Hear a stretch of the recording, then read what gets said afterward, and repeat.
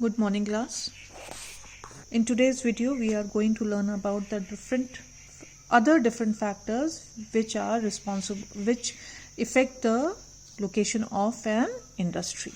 Up till now, we saw the geographical and the economic factors. Under the geographical factors, we learned about the availability of raw material, suitable climate, availability of land, and accessible water sources. Under the economic factors, we learned about that how cheap labor, developed market, continuous power supply, and good transport network affect the location of an industry. Now, starting today, let us turn to page number 39. Keep your pencils ready.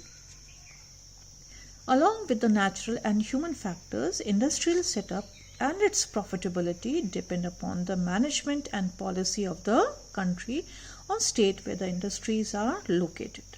The financial planning and decision of the government of any country influences the progress of industrialization. Now, children, places or regions where there is no political stability, where there is lawlessness, so such things will not help in the setting up of an industry because it will be marred with violence and corruption, and therefore it will not be suitable for setting up of an industry. Similarly, where governments are very strict with passing of the laws, letting people granting land or other kind of permission which one requires before setting up an industry, where these takes years, getting these permissions takes years and years, and greasing the palm of official or government officials, there it is not easy to set up industries. So, the kind of government, right, the human factors all depend on the policies or the rulings of the country or state, where though other when we are looking at setting up of an industry from an industrialist point of view, see, geographical factors may be very good, suitable. Economic factors also have been taken into account, they have been dealt with. But when it comes to the government machinery or the state machinery, if these people, the government is not helpful in setting up of such industries, then things naturally become difficult and people shy away from setting up industries or large factories over there. And as a result, the standard of living of the people does not improve over there because they do not have any means of livelihood over there. And when they are looking for job, then there is migration to places where such things are easily available. So now, coming to page number 39, we'll look at the favorable government policies. Government plans various policies for the welfare of its people. It provides several incentives for the development of industries as per the requirements of a region. What are incentives? Encouraging into forms of easy ruling, easy passing of applications. They are granted permission to open up industries. Then incentives in the form of tax benefits, that if they open up a particular industry over there, then they'll get a tax benefit of some or the other percentage over there. Then they may even provide free or cheap land or electricity, transport, tax relief, and other facilities to encourage the growth of industries. So all these things matter in the long run, matter a lot to the industrialist, because in the beginning, before when they are starting up or setting up an industry, this kind of help matters a lot. It may also decide to discourage the growth of some industries. Now, see, that was the positive aspect of a government. Now, if the government is not happy with a certain kind of industry, or the people who are the faces behind it, or the industrialists, they are not happy with them because of some policy of theirs or the other, then they may discourage such people from setting up any kind of industry in that area. It all depends upon what the government wants for its people and what it can afford to provide. Therefore, its policies have a strong influence on the location of an industry. So, the government cannot be biased against certain people when it comes to the welfare of the citizens of that area, because when an industry is being set up in an area, you know that other businesses related to that particular industry, related to the humans, the manpower over there, also starts to establish, thereby providing a means of livelihood to the people living in that area. Now, easy finance and insurance facilities. Easy finance is that when you are setting up an industry or any kind of business, big or small, you need some capital or some cash to set up the industry. So, any industry requires capital to set up, run, and increase production. It can come through individuals, family, government, financial organizations, or banks. So, from where does all that money come from? Through individuals. Now, individuals and family will not have millions and millions of rupees or pounds or dollars in banks. Yes, they may have some in property or shares and all, but in cash nobody will have. So, what happens then? Then the government and the other financial organizations like banks and other financial institutes step in.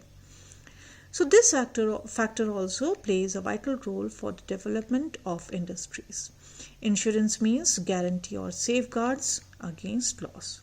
See, children, when we buy a car, we can buy we might be buying a 4-wheeler or a 2-wheeler, or we might be buying a very expensive set of television. So we always get our household things and our vehicles insured. Why?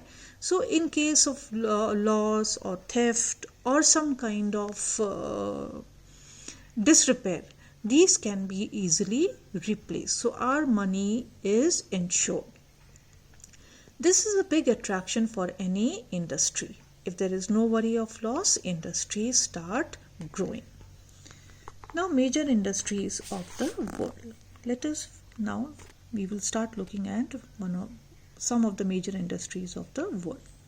The basic industries such as iron and steel, cotton textile, automobile, and information and technologies are the keys to pave the way towards development for any country. These industries are not only self-reliant but support hundreds of small and medium-scale industries. Self-reliant meaning today they are self-dependent, and not only they are self-dependent but based on them, because of the production which is taking place in these major industries, the big industries, large-scale industries, they give rise to other hundreds and hundreds of small and medium scale industries. Now, some of the large scale industries, one is iron and steel. The iron and steel industry is the mother of all industries, as it plays a crucial role by meeting the needs of the transport industry, development of infrastructure, and the exploration of oil and gas reserves. So, this can also be asked as give reasons. The iron and steel industry is the mother of all industries. So the answer will be as it plays a crucial role by meeting the needs of the transport industry, development of infrastructure, and the exploration of oil and gas reserves. Modern day steel is no longer made only with raw iron. Today's steel is a full-fledged alloy that contains varying combinations of metals such as aluminium, copper, and nickel. They give unusual hardness, toughness, and ability to resist rust to steel. The steel making process starts with the smelting of iron ore in a blast furnace. After adding fluxes such as limestone, dolomite, and now before we go ahead, let us see what are fluxes. Fluxes are substances which are added to metal to make it easy to solder or soldering. So, fluxes such as limestone, dolomite and gypsum, and turns into pig iron. Now, before we go further, let us understand what is pig iron. Pig iron is the crude iron which is first obtained from a smelting furnace in the form of a rectangular block.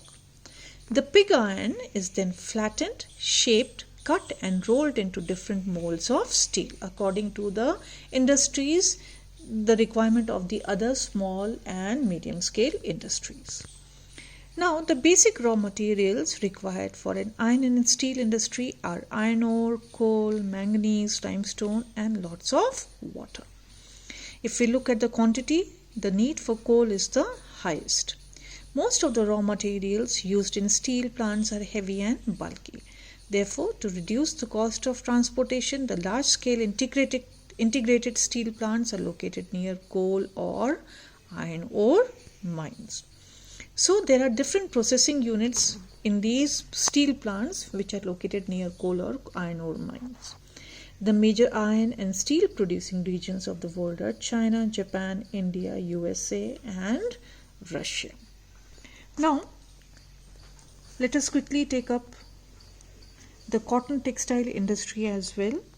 Making clothes from cotton fiber is one of the oldest industries of the world. Cotton is a plant fiber and is an agricultural product. So it's not based on any mineral, it is an agricultural product. After harvesting, it goes for ginning, that is a process of separating fiber from cotton balls. Then the fiber is sent for spinning of yarn. The yarn is spun further into thread, which then is sent to the weaving unit to make fabrics. Fabrics are then dyed, cut, stitched and designed into various types of garments. Now, various small scale and medium scale industries are based on cotton textile industry, such as various fashion houses and then textile industries. Now, the major cotton textile industries of the world are located in India, China, US, Japan, UK and Indonesia.